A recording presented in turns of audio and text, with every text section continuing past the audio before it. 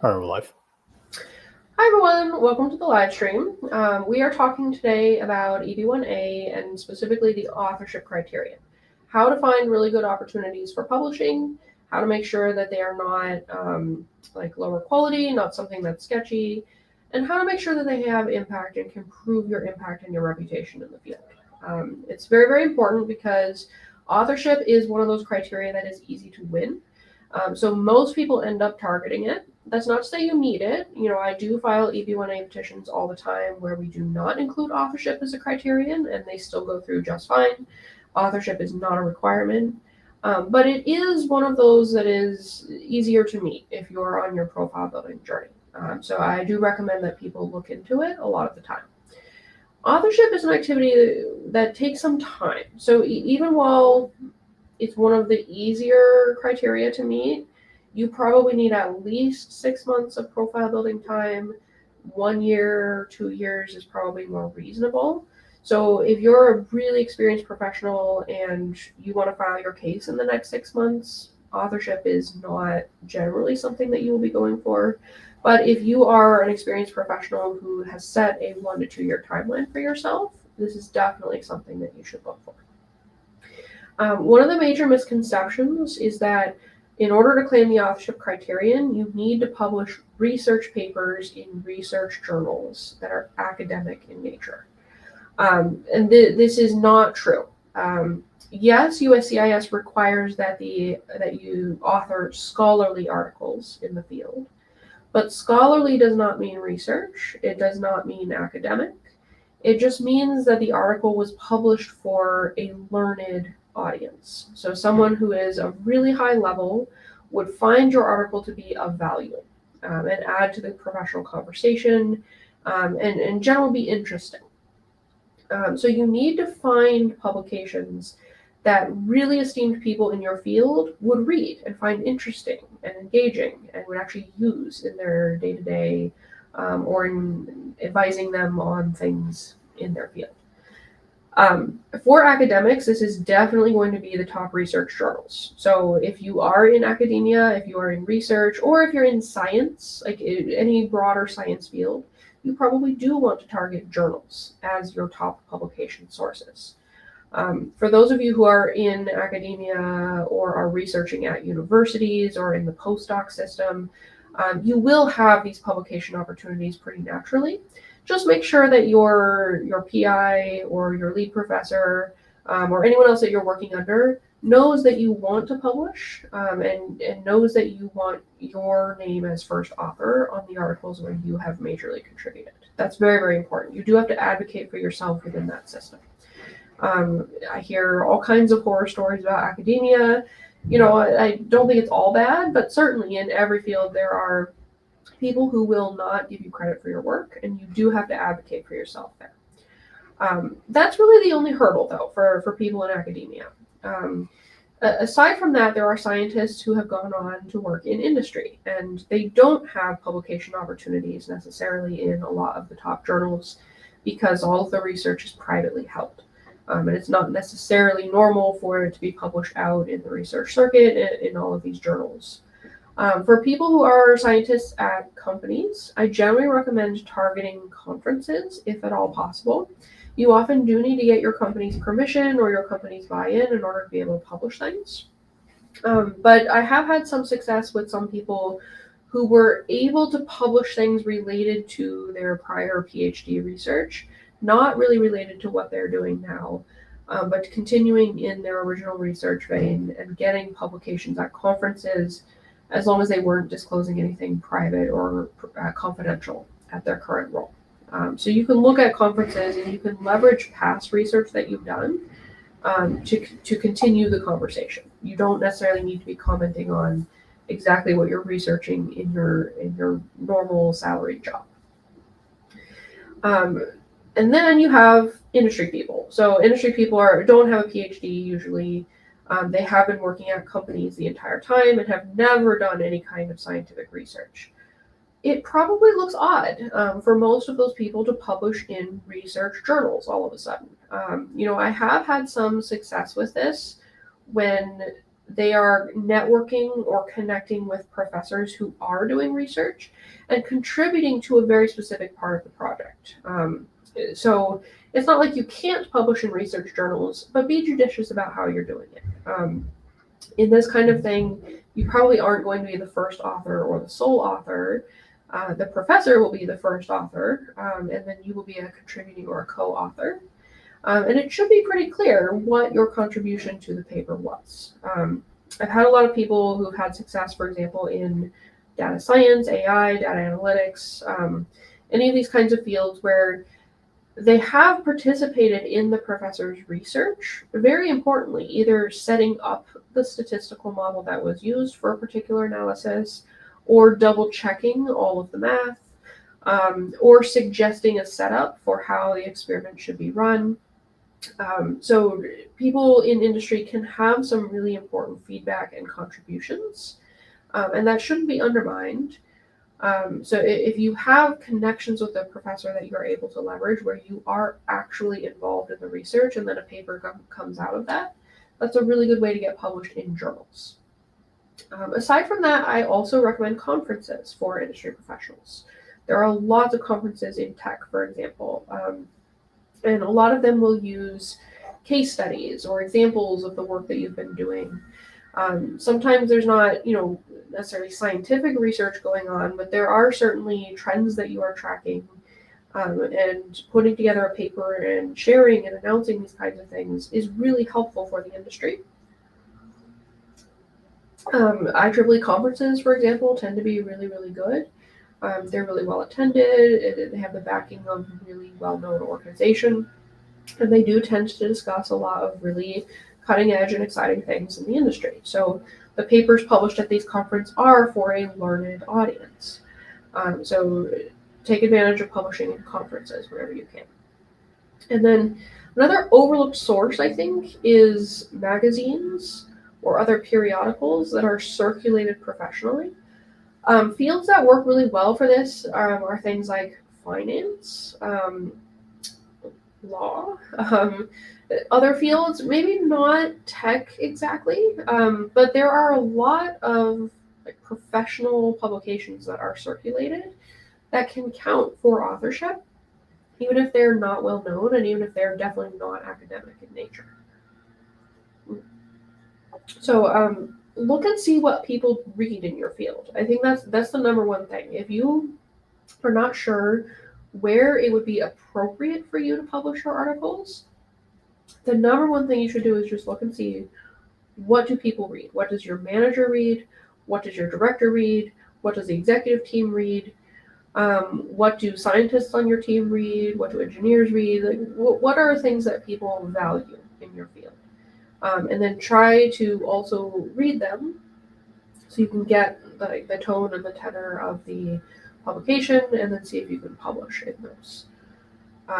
The really niche professional publications, even if they're not a journal or a conference, can be really effective because you can show that it's exactly the right audience. It is the top people in your field, and it looks really good for EB-1A when you can do that.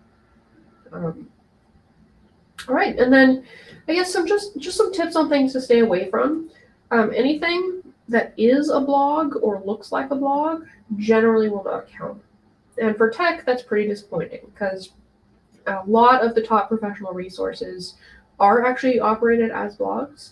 A lot of people bring up AWS, for example, and I know that the information published on AWS is very heavily vetted. It is some of the best information out there in the industry. And I would say, yes, I can make an argument for you that it is a professional publication written for a learned audience. But even if I can make that argument for you, USCIS is just not going to buy it in most cases, because it looks too much like a blog. And then other things also look like a blog. There's some that are kind of in between. So there's one publication, for example, called D-Zone. They do have, to some degree, some peer review process. They're not scholarly or academic, but they are really well read. It's really high traffic on the website. It's still not normally accepted by USCIS because to USCIS it does look too much like a blog, or one of these online publications that USCIS just assumes is a blog. So I haven't had very much success. It's definitely been questioned every time I've used that publication source. It's not impossible though. Sometimes you can do that. I would just really focus in on the quality metrics whenever you can, and the best way to do that is to figure out what other people are reading and paying attention to, and what is considered to be a gold standard publication in your field. All right. So they're just general tips and everything for the various different profiles. Feel free to post questions if you have questions. We are going to need to end this stream a little bit early today, so we'll go until 12:25. But please post your questions, and we'll see if we can address all of those in the meantime. So this is not related to EB-1A, but Nani asks, I'm working on a self-filed EB-2NIW. Do you service checking my entire application or the cover letter at least? I don't do the self-assessments, and the main reason for that is I found it too difficult to scope the work.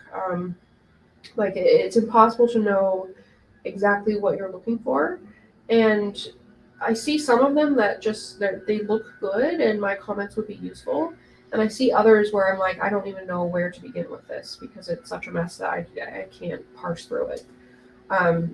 So hopefully yours is one of the really good ones and it is well drafted, but I cannot scope the work for that. So I only do the EB-2NIWs where my team is in control and we can prepare it in our format and in our way.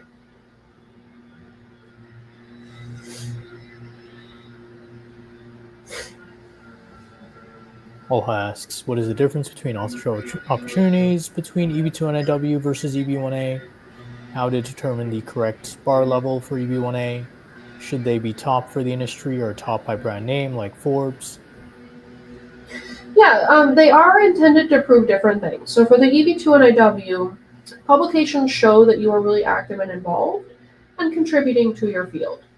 The prestige factors don't matter so much. So for EB-2NIW, even articles from blogs, even articles from blogs like Medium or other things can be really, really helpful. But for EB-1A, those kinds of things would have almost no value because for EB-1A, they're not just looking to see that you are involved in making contribution. They're looking to see that you are at the top of your field, and they really want authorship to kind of indicate that. I recommend that your sources are top for the industry or top for the field, rather than being the big major media brand names like Forbes. Although that's not always true. Like a Forbes article is generally well accepted. It's not necessarily seen as scholarly on its own. You would have to really make the argument for why it is scholarly when it's published in a major media source. And it's easier to do if the publication is more niche and more targeted towards a particular field. You do have to weigh both. Like submitting an article that's published in a really niche publication for your field but has no reputation and no name versus publishing an article that is arguably scholarly in nature in Forbes. I think I would pick Forbes at that point in time. But if the industry publication has any kind of reasonable reputation, I would definitely go that route. I think it works much better for the EB-1A if you go that route. Drew asks, does one quality publication in a top conference have qualify authorship criteria? Yeah, I've definitely submitted cases where we only claim one paper for authorship. I'm hesitant about it. I usually want to include 3, 4, or 5 articles, but I have submitted cases with just one. Remember, though, USCIS makes the ultimate determination on that.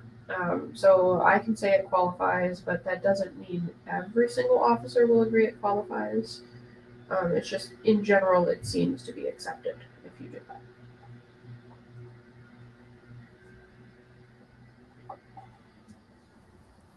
Natika asks, do books and articles count, or these have to be papers? Books and articles tend to count. Keep in mind, the plain language of the criteria says scholarly articles. So, like with the question above, it says articles. It doesn't say article. So I guess USCIS could insist that there's at least 2. Same with books. They might say, well, it requires scholarly articles. It doesn't say anything about books, so we'll question your books. I haven't really seen either instance come up or be questioned. USCIS does routinely accept books, so you can publish books, and I think it's fine. But just be aware that it's not.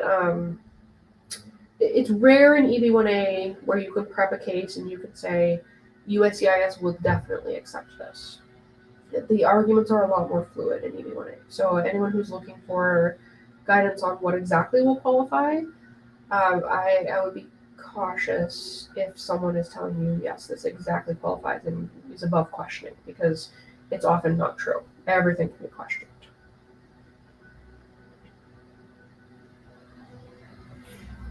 Mike asks, how does the media category work? Is pitching our original contributions to journalists, if that's something they'd be interested in, work to meet the criteria?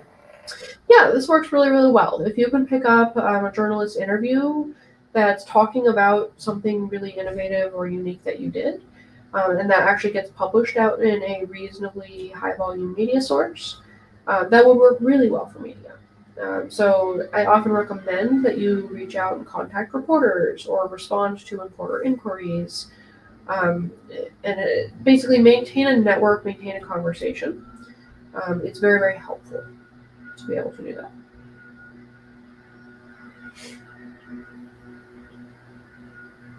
So are you saying that anything that looks like a blog, even if it's not a blog, could get questioned by an officer? Yeah, and it often is. So you can kind of head that off by explaining in the petition letter what a publication is, what its intended audience is, and like put in the information that shows it's not a blog, but it could still be questioned as one. And so sometimes you need to make a more detailed argument if that RFE comes in. Can self-published ebook with 200 pages book be accepted as a criteria for the authorship for EB-1A? There's thousands of downloads. Yes, this is possible. It's not the strongest evidence. Like, it's definitely better evidence if you can show some other indicators of how the book is being used or adopted. So self-publishing is fine, but it is better if it's picked up by a publisher. Downloads are fine, but you will want to be able to show how some of those people who downloaded the book have used the book.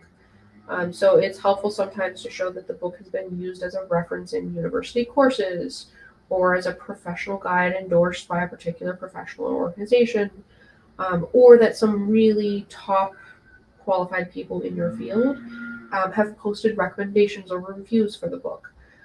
You do need some of these other elements in order for that to be accepted. But yes, I've seen some people claim these kinds of self-published books with good success.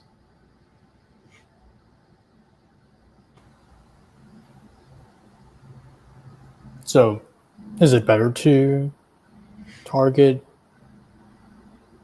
technical publications over professional publications then that look like blogs?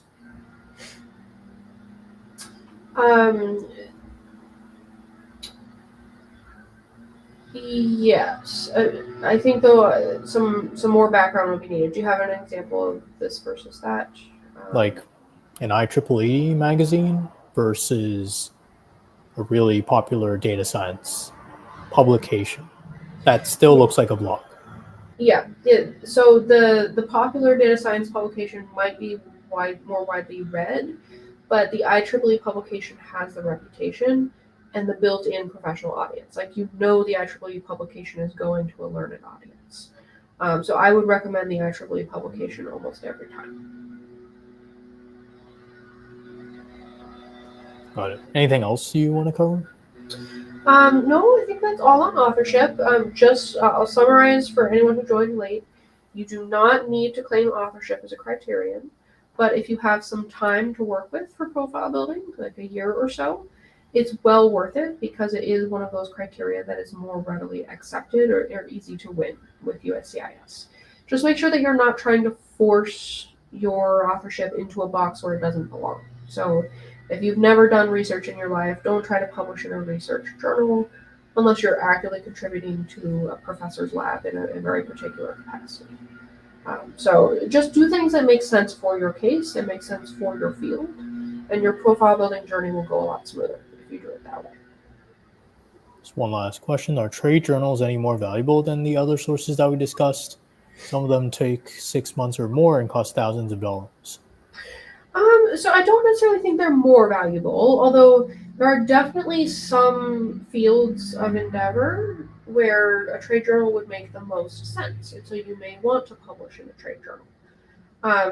It's very normal for things to take 6 months or more, and that's regardless of where you're publishing. Like any place that does reasonable peer review and vetting will take a while. As far as the thousands of dollars cost, it's something that I actually didn't mention on this call. It is pretty normal for academic journals to charge in order for you to publish the article. And it's pretty normal, I think, in most publications for there to be some kind of fee. Just make sure that this is not a pay-to-play scheme and that this is normal. So it's not related to EB-1A or profile building. It's seen as a really good professional resource. It's not known as being sketchy or shady. And only pay if it meets those parameters. The whole pay to play thing is very interesting to me because academia has had this problem for a long time where everyone knows the journals and the publishers take advantage of researchers by charging exorbitant rates. So you're not really going to be able to get around the fact that you have to pay something to publish. But there's going to be a lot of scrutiny on that from USCIS. So just make sure that it is legit, it's in line with professional norms, it's expected, and it's reasonable. Right. So no other questions? All right. Anything else you want to cover, or we can just end it there? That sounds good for our stream today. Thank you everyone for joining. Thanks, everyone.